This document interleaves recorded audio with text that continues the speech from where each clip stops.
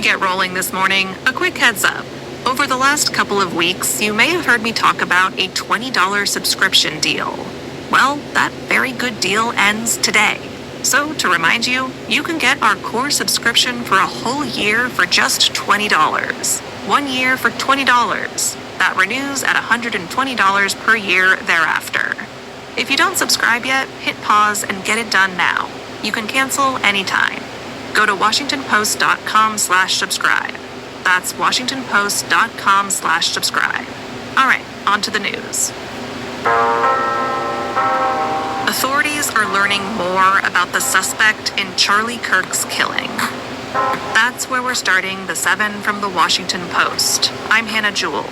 It's Monday, September 15th. Let's get you caught up with today's 7 stories. Utah Governor Spencer Cox appeared on NBC's Meet the Press yesterday. He gave updates from the investigation into 22-year-old Tyler Robinson. Robinson is accused of fatally shooting the conservative activist Charlie Kirk in Utah last week. Cox said Robinson's political views differed from those of his conservative family, and he said he had a leftist ideology, but he did not explain further what that meant. Cox also described Robinson's involvement in gaming culture. Clearly, there was a lot of gaming going on. Friends that have confirmed that there was kind of that deep, dark internet, the Reddit culture, and these other dark places of the internet where this person was going deep. The Republican governor cautioned against drawing conclusions about a motive in the killing. And he said more details would be revealed tomorrow when charges are filed against Robinson. Since Kirk's shooting, President Donald Trump has blamed what he calls the radical left and vowed to go after, quote, each and every one of those who contributed to this atrocity. In the wake of the killing, political leaders have been pulling back from public appearances, and workers are getting fired for their social media posts about the shooting. Big city mayors are scrambling to react to President Trump's threats to send in the National Guard. That's our second story. For nearly 3 weeks, Trump signaled that Chicago would be the next site of a National Guard deployment. But on Friday morning, he announced a different destination, Memphis, Tennessee. Trump has left Democratic mayors uncertain where he will send forces next. That is making it more challenging to prepare for interventions that will affect residents, city operations, and their own political careers. Meanwhile, documents reviewed by the Post revealed a Pentagon plan to send 1,000 troops for a policing mission in Louisiana. The plan calls for the deployment in cities such as New Orleans and Baton Rouge to last until September next year. The documents illustrate the Trump administration's evolving strategy for sending the military into cities with Democratic majorities. Number 3. Long-term unemployment is at its highest level since the pandemic. It's becoming increasingly difficult for unemployed people to find new work. New data shows that more than 1 in 4 workers without jobs have been unemployed for at least 6 months. Since 1950, the long-term unemployment rate has exceeded 25% in only a few other instances, and always after a recession. And 6 months of unemployment often signals a turning point in a person's job search. They may have run out of unemployment benefits and become more likely to stop looking for work altogether. That's a worrying sign for the economy. But investors are still feeling optimistic. Despite a recent spate of bad economic news, stocks are continuing to climb.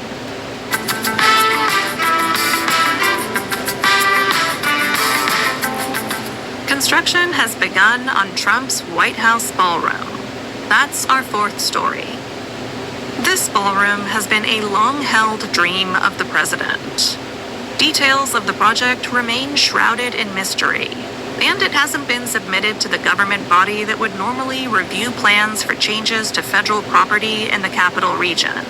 Nevertheless, crews have started cutting down trees, removing shrubs, and digging up parts of the south lawn of the White House.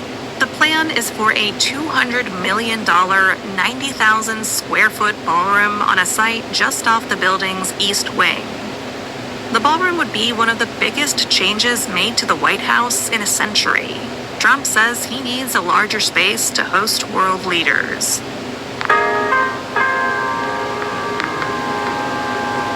Number 5. A Fox News host apologized for a remark about killing homeless people. Last week, Fox and Friends co-anchor Brian Kilmeade was part of a group talking about the fatal stabbing of a Ukrainian woman in North Carolina. His colleague Lawrence Jones was discussing resources for homeless people when Kilmeade interjected. You can't give them a choice. Either you take the resources that we're going to give you, or you decide that you're going to be locked up in jail. That's the way it has to be now. Or involuntary lethal injection or something. Just kill them. Yesterday, Kilmeade offered a rare on-air apology. Now, during that discussion, I wrongly said they should get lethal injections. I apologize for that extremely callous remark. He went on to say that, quote, so many homeless people deserve our empathy and compassion. The killing of Ukrainian refugee Irina Zarudska has gained national attention. Trump has called for the death penalty.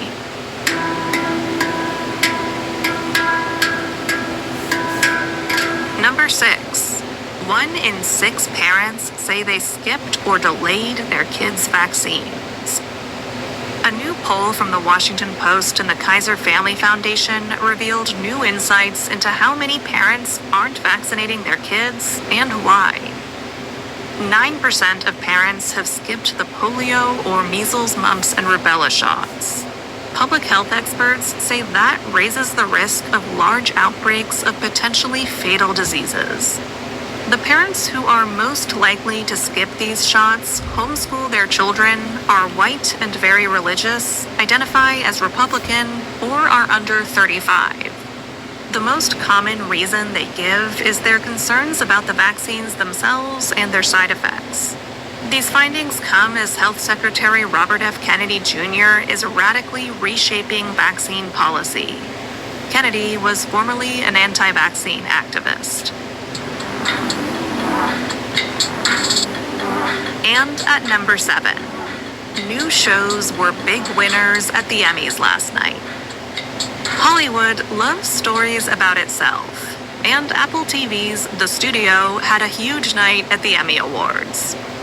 The comedy stars Seth Rogen as a studio executive pulled between his desire to make meaningful art and the requirements of his job to make a lot of money. The show broke the record for the most Emmys for a comedy in 1 year. Netflix limited series Adolescence and HBO medical drama The Pitt also arrived on the Emmys stage in a big way. And Stephen Colbert's Late Show won its first 2 Emmys, just 2 months after it was canceled by CBS. Colbert said he had set out to make a show about love, but that it ended up being about loss. Sometimes you only truly know how much you love something when you get a sense that you might be losing it. 10 years later, in September of 2025, my friends, I have never loved my country more desperately. God bless America. Stay strong, be brave, and if the elevator tries to bring you down, go crazy and punch a higher floor.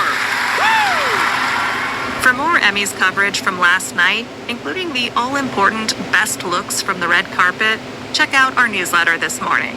Find a link to that, as always, in our show notes.